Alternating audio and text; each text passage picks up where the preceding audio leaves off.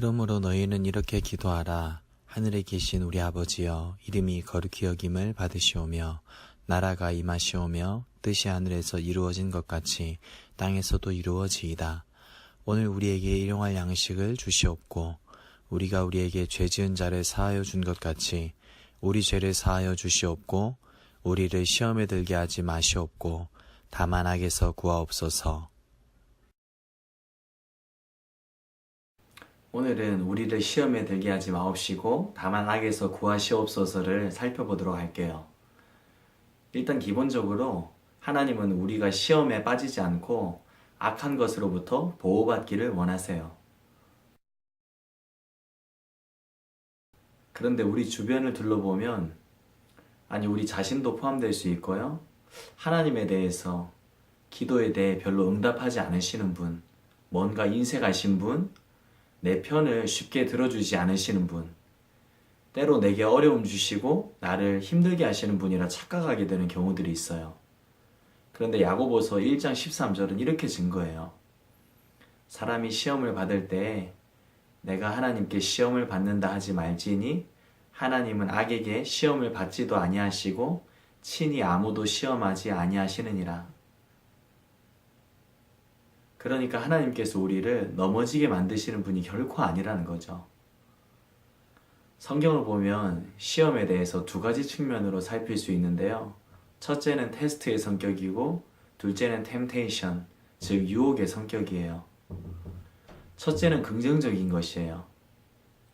다음 단계로 잘 넘어갈 수 있는지를 검증하는 성격이죠. 그런데 둘째인 유혹은 마귀가 주는 시험이에요. 즉 걸려서 넘어지게 하려는 목적으로 마귀가 준다는 거죠. 그리고 실제로 그것에 걸려 사람이 넘어지기도 하는데 그 이유는 사람이 유혹에 너무나도 취약하기 때문이에요. 그래서 야고보서 1장 14절에서는 시험에 빠지는 이유가 인간 자신의 욕심 때문이라고 해요. 오직 각 사람이 시험을 받는 것은 자기 욕심에 끌려 미혹됨이니, 우리 안에 있는 욕심이 우리를 유혹에 빠지게 하는 거예요. 그래서 중요한 것은 우리 마음에서 욕심이 자라지 않도록 마음을 늘 점검하며 관리하는 것이에요. 문제는 이것이 정말 쉽지 않다는 거죠. 왜냐하면 우리 주변에 늘 유혹이 있기 때문에. 성경에도 유혹에 빠진 사람들이 참 많이 등장을 해요. 가룟 유다는 돈의 유혹에 빠졌고요. 삼손은 쾌락의 유혹에 빠졌어요.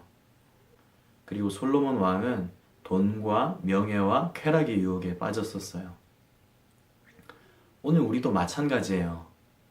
우리도 수시로 이런 유혹에 빠지고 있음을 경험하고 있어요. 돈에 대한 욕심, 육체적 쾌락에 대한 욕심, 내 우월함을 증명하려는 욕심, 내가 무조건 옳다고 생각하는 욕심, 명예에 대한 욕심, 나태함에 대한 욕심. 이런 식으로 욕심의 종류를 따지자면 수백 가지, 아니 수천 가지도 훨씬 더 될 거예요. 따라서 욕심에서 자유한 사람은 한 사람도 없다, 이렇게 보는 것이 맞아요. 바울도 이런 고백을 합니다. 오라, 나는 곤고한 사람이로다. 이 사망의 몸에서 누가 나를 건져내랴. 어쩌다가 한 번, 두 번 유혹을 이겼다고 우리는 절대 스스로를 장담해서는 안 돼요. 그러다가 순식간에 갑자기 넘어져 버리는 것이 우리이기 때문이죠. 그래서 고린도전서 10장 12절에 말씀해요. 그런즉 선줄로 생각한 자는 넘어질까 조심하라. 우리 스스로의 연약함이 얼마나 크고 우리 스스로의 능력 없음이 얼마나 명백한지를 우리가 안다면 우리는 반드시 하나님을 의지할 수밖에 없어요. 즉 기도할 수밖에 없다는 거죠. 특히 자신 스스로를 생각할 때 서 있다는 생각을 쉽게 가질수록 더 많이 기도하는 습관을 가져야만 할 이유는 기도를 지속할 수 있을 때라야 유혹에 빠지지 않을 수 있기 때문이에요.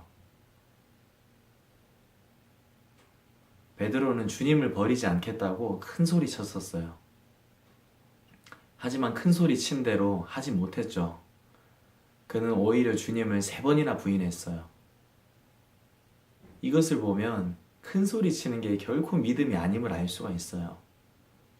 우리에게 필요한 것은 절대 큰 소리 치면서 장담하는 게 아니에요. 정직하게 자신의 약함을 직면하고 내 안의 욕심이 나를 끌어가지 않도록 기도하는 거예요. 그렇게 충분한 기도를 통해서 이 고백이 내 안에서 자연스럽게 샘솟도록 유지할 수 있어야 돼요. 내가 그리스도와 함께 십자가에 못 박혔나니 그런즉 이제는 내가 사는 것이 아니요 오직 내 안에 그리스도께서 사시는 것이라.